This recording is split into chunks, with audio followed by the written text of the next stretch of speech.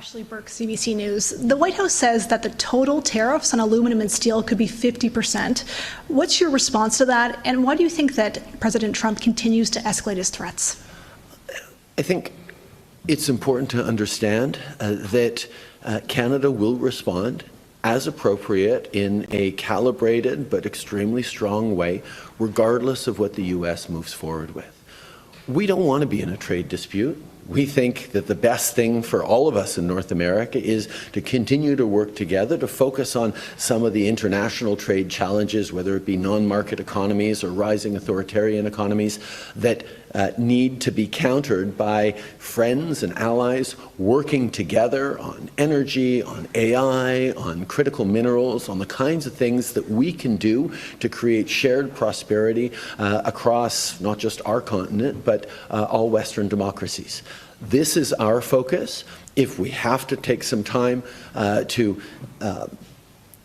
put that on pause while we stand up for Canadian jobs, while we stand up unequivocally for Canadian sovereignty, we'll do that. It's not our choice. We don't want to be doing that, but we will. Regardless of the level of tariffs that eventually the administration might move forward on, we will be equally unequivocal in our response. Borders? Hi, Rachel Aiello, CTV News. What was J.D. Vance's response when you brought up steel in Ohio, and did you two talk about anything else? It was just a quick greeting exchange. I highlighted that $2.2 billion worth of steel and aluminum exports from Canada go directly into the Ohio economy, often to contribute to manufacturing that happens there. He nodded and noted it, but it wasn't a longer exchange than that. But it is part of the Team Canada effort that wherever Canadians are, whether it's premiers in Washington today or officials or ministers exchanging with their counterparts in the U.S. administration, we bring up just how interconnected our countries are. And the fact, for example, that we're talking about potential job losses in the U.S. Based on these tariffs on steel and aluminum is not mere speculation. We know that that will happen because that's exactly what happened last time tariffs were brought in on steel and aluminum in 2018.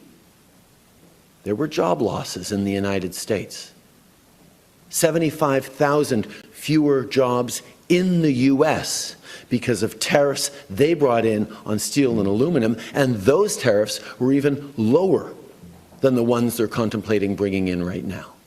So anytime we have an opportunity, we will be highlighting those facts and doing everything we can to prevent the moving forward with this policy that will hurt both Americans and Canadians.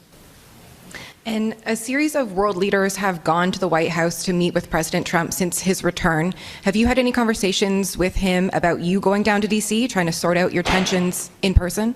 We have talked about that. As you know, we have had many different conversations over the past many months, including two pretty important ones last week. We will continue to engage at all levels and make the case that Canada, as an ally and a partner, is a country that they want to continue to work constructively and productively with as we take on big challenges on the global stage.